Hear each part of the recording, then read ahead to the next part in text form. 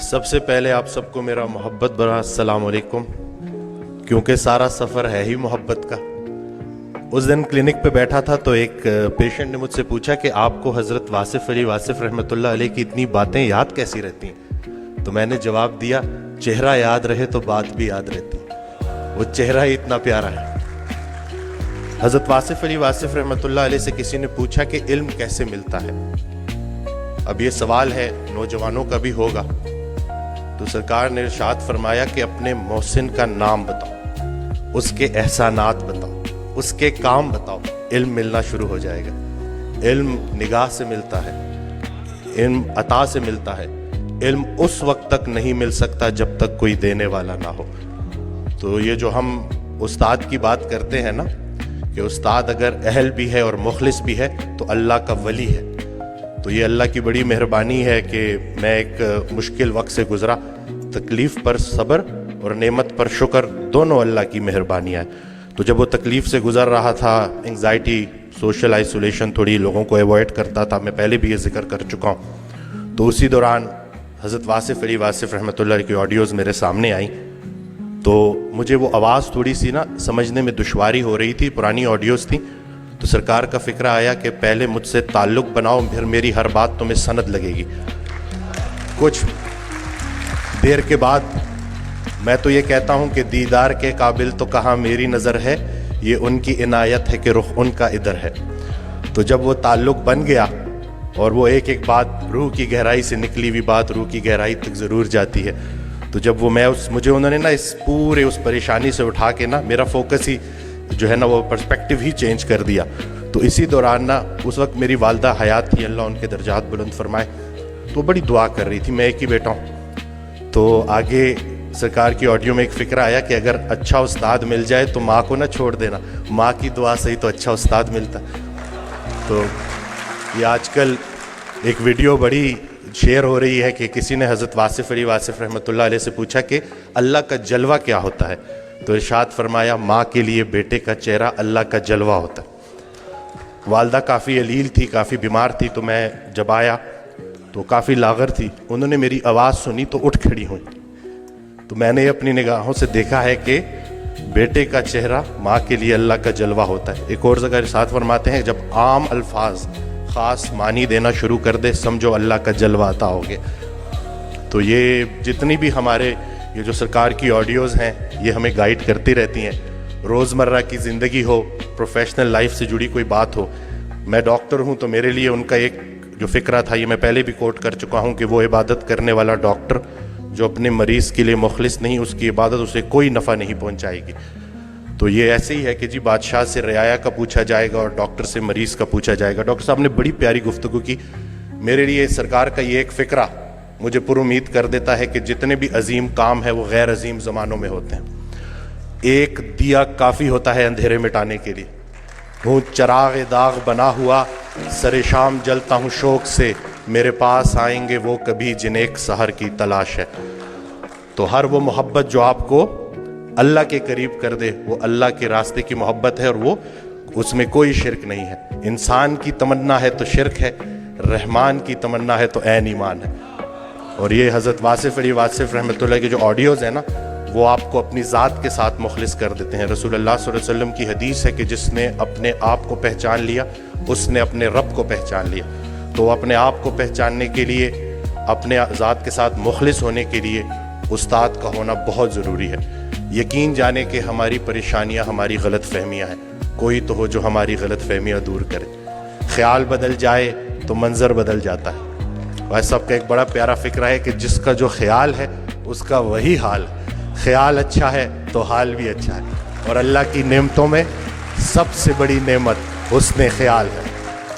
یہ اس دن بھی میں ڈیٹیل میں نہیں جاؤں گا، پیشنٹس ہوتے ہیں، لیکن میں ان سے اجازت لیتا ہوں کہ ان کا یہ جو آپ بیتی ہے وہ میں لوگوں سے شیئر کروں تاکہ لوگوں میں امید بڑھے۔ ایک خاتون میرے پاس آئیں، کچھ ان کے ساتھ بڑی زیادتیاں ہو گئی تھیں اور وہ دل میں نفرت لیے بیٹھی تھیں، اور جس کے لیے نفرت لیے بیٹھی تھی وہ فوت ہو چکا تھا۔ تو جب میرے پاس آئیں انہوں نے گلے شکوے کیے تو میں نے کہا کہ حضرت واصف علی واصف رحمۃ اللہ علیہ ارشاد فرماتے ہیں کہ اگر اللہ قیامت کے دن تم سے پوچھے کہ پہلے کس کو جنت میں بھیجوں تو تم نے اس کا نام لینا ہے جس کو تم نے جہنم میں بھیجنا. ایک مہینے بعد جب لوٹ کے آئیں تو انسان بدل چکا تھا, چہرے پہ رونق, آنکھوں میں نور. تو مجھے کہتی ہیں کہ ڈاکٹر وسیم جب میں یہاں سے اٹھ کے گئی, پہلے تو میں گھر کی طرف جا رہی تھی, مجھے آپ کی بات ہضم نہیں ہوئی, لیکن پھر میں نے گاڑی موڑی اور میں قبرستان چلی گئی اور میں اس کی قبر کے سامنے کھڑے ہو کے میں نے کہا کہ جو تو نے میرے ساتھ کیا معافی کے قابل نہیں ہے, لیکن جا تجھے اللہ کی رضا کے لیے معاف کرتی ہوں. اور کہتی ہیں کہ اس رات میں اتنی میٹھی نیند سوئی کہ مجھے دوائی لینے کی ضرورت بھی نہیں پڑی. یہ جو نفرت ہے نا, ظرف دکھانا ہے, اور اتنی کوئی بڑی بات ہے ہی نہیں. مقصد بندہ ہے تو نتیجہ بھی بندہ ہے, مقصد اللہ ہے تو نتیجہ بھی اللہ ہے. تو سب سے پہلے تو ہم نے اپنی توقعات کو مومن کرنا ہے, زندگی مومن ہو ہی جائے گی. اصل میں ہماری توقعات مومن نہیں ہو رہی, ہم نے ایکسپیکٹیشنز اتنی بڑھا دی ہیں, ہر کسی سے ہم توقعات رکھتے ہیں سوائے اللہ کے. تو اپنا گھر, اپنی تنہائی, اپنی قبر, اسی کے اوپر فوکس کریں. ہر انسان سے اس کا اپنا پوچھا جائے گا. جس شوہر کو اپنی بیوی میں صرف برائیاں نظر آ رہی ہیں, اصل میں اس کو اپنی تمام برائیاں اپنی بیوی میں نظر آ رہی ہیں. اچھے شوہر کو اپنی بیوی اچھی لگے گی, برے شوہر کو اپنی بیوی برے لگے گی. اب بتاؤ بیوی اچھی لگتی ہے یا بری لگتی ہے؟ یہ نہیں کہ سارا کا سارا فوکس ادھر کر دیا, جھگڑا ہی نہیں کرنے دیتے, سارے جھگڑے ہی ختم کر دیے الحمدللہ. جھگڑا جو ہے نا وہ دو بندوں کا نام ہے, صلح ایک بندے کا نام. ابھی ریسنٹلی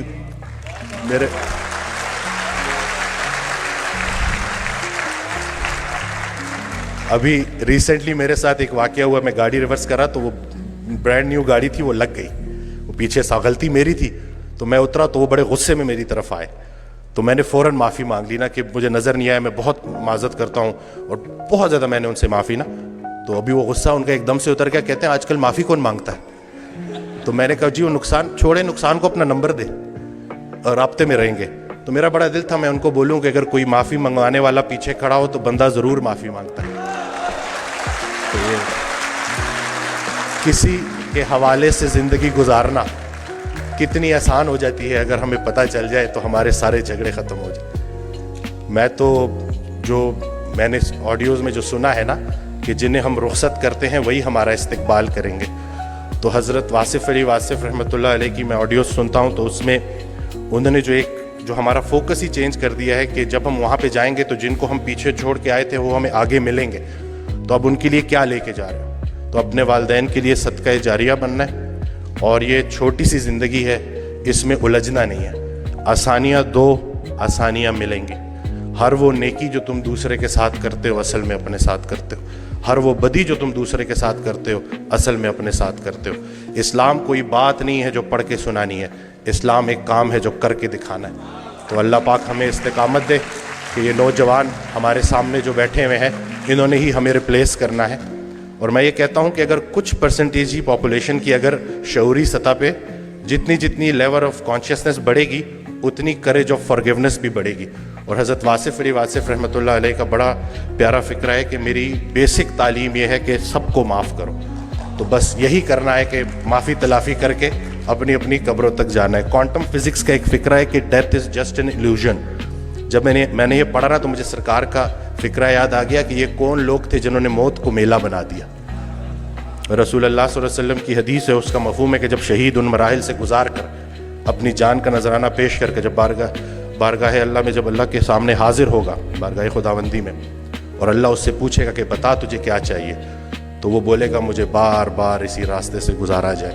کہ یہ جو ہم زندگی گزار رہے ہیں, زندگی کو نہیں سمجھ سکے تو ہم موت کو کیسے سمجھیں گے؟ ہو سکتا ہے جسے ہم موت کہہ رہے ہوں عین زندگی ہو, بلکہ حقیقتاً زندگی ہی ہے. سارے چیک ادھر کیش نہیں کرانے, کچھ آگے کے لیے بھی چھوڑ دو. تو بس یہ ہے کہ بزنس نہیں کرنا, خدمت کرنی ہے. اور ایک جو بڑی پیاری بات کہ ہر رات سونے سے پہلے خود سے پوچھو کہ لوگوں کو استعمال کر رہے ہو یا لوگوں کی خدمت کر رہے ہو. اس کا جواب تم خود دو گے. ہر وہ دن ڈے ٹو ڈے چلنا ہے, مومن ڈے ٹو ڈے چلتا ہے. ہر وہ دن جس میں آپ کی ذات سے کسی انسان کا نقصان نہیں ہوا, آپ کے ذات کے شر سے لوگ محفوظ رہے, اور کسی نہ کسی کا نفع ہو گیا, وہ بہترین دن گزر گیا. یہ ان دو فکروں میں پورا اسلام سمجھایا گیا ہے. اگر لوگ سمجھیں, اگر آپ کی ذات بے ضرر ہو گئی تو آپ کے دین کی ابتدا ہو گئی, اور اگر آپ کی ذات سے لوگوں کا نفع ہو رہا ہے تو آپ کا دین مکمل ہو گیا.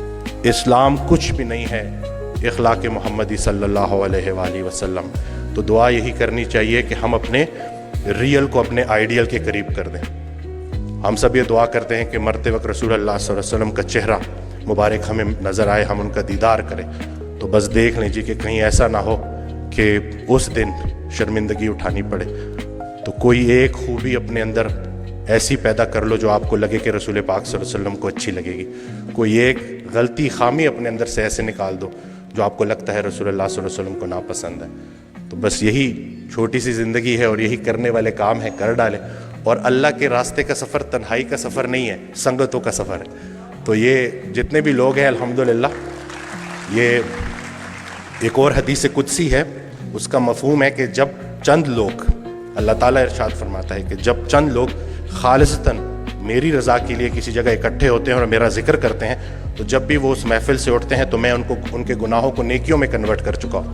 تو ہماری بڑی مہربانی ہے کہ حضرت واصف علی واصف رحمۃ اللہ علیہ کے چاہنے والے ہمیں مل ہی جاتے ہیں. اور یہ اس دن بھی ایک خاتون آئی, کہتی ہیں آپ کی ساری باتیں ایک طرف, جب آپ کی کلپ میں آپ حضرت بولتے ہیں نا تو ہمارا پورا خاندان الرٹ ہو جاتا ہے کہ اب کوئی بڑی بات آنے والی ہے. تو اس میں ہمارا کچھ کمال نہیں ہے, میں کچھ نہیں کر رہا, اپنے محسن کے احسانات بیان کر رہا ہوں, اور یہی میری زندگی کا مقصد ہے اور مرکز بھی یہی ہے. آپ سب کا شکریہ کہ آپ نے مجھے سنا. اللہ پاک ہماری استقامت قائم رکھے اور محبتیں بھی قائم رکھے. اور ایک چھوٹی سی کوشش ہم نے کی ہے, ایک بک کمپائل کی ہے اینگزائٹی ڈپریشن کے لوگوں سے گزرنے والے پیشنٹس کے لیے, کہ جو مجموعہ ہے قرآن پاک کی آیات کا, احادیث مبارکہ کا, اور حضرت واصف علی واصف رحمۃ اللہ کے جو فرمودات ہیں ان کا.